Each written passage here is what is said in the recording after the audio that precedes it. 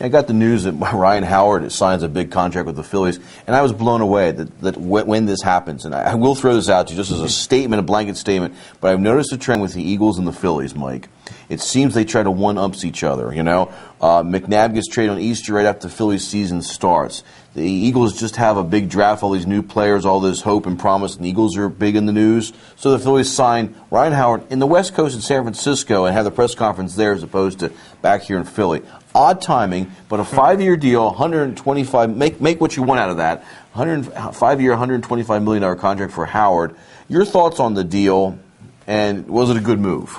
Well, when you sign a player to a 5-year deal 2 years before he's eligible for free agency, you know, you're supposed to get a little discount for that. Yeah, I think. They did not get a discount. Unless you consider Ryan Howard to be one of the best 3 or 4 position players in the sport, which I absolutely do not, not even close, then I don't think there's any question that they overpaid. And I think that a couple of things come into play here. I think a couple years ago, the Phillies probably thought that there was a chance that Ryan Howard was going to be move on.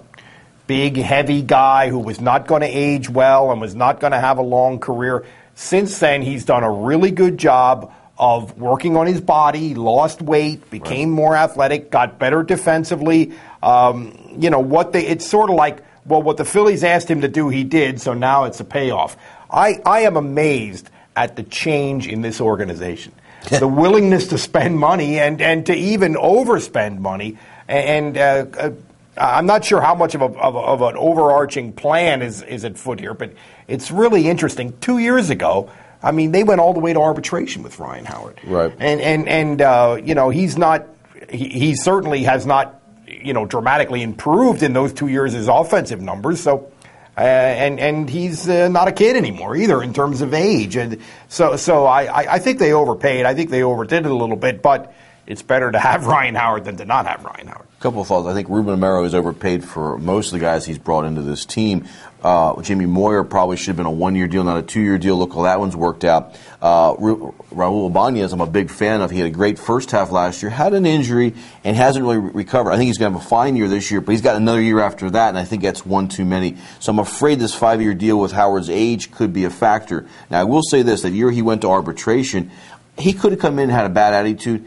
Great attitude, fine. He's lost weight the last 2 years. He worked with Barry Bonds in the offseason. As you mentioned, his defense has improved. And he is one of the leaders. Him and Jimmy Rollins are the vocal guys in that clubhouse. So I think the character really plays a part with who they're signing as well. I think that's right. I think the Phillies are character is a role. But now here's the thing now, when the precedent that you're setting. Jason Worth is going to be a free agent after this season. It would be nice if they could keep Jason Worth. I don't know if they can, but you can imagine a Victorino, Worth, and Dominic Brown outfield a couple years down the road. After the 2011 season, then you have a decision to make about Jimmy Rollins.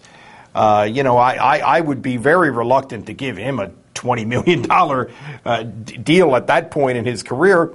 And then between now and like 2012, then Hamels comes into the picture, and Victorino is only up to through there. So and Utley comes back into the picture. Utley, that's right. I forgot about it. That's an excellent point. Who in my mind is the Phillies' best player. Right. And so you know, they've got an opportunity. I don't know if opportunity is the right word, but we could be looking at $160, $170 million payroll for this team over the next couple years. One, did they get beat up so much with what happened with Cliff Lee that the ownership said, fine, we'll put up a little bit extra money in the next couple of years to keep this, to ride this a little bit longer? Well, but why did they, for years and years, they didn't care about getting beat up for not spending money? Well, success sometimes, you know. Oh, sure, yeah. You get a little taste of it. And you're right. A little bit extra coin coming in. They say just on the concessions and the parking, they're making $140 million. So, I'm afraid they're putting a lot of eggs in one basket with Howard, and like you're saying, Worth.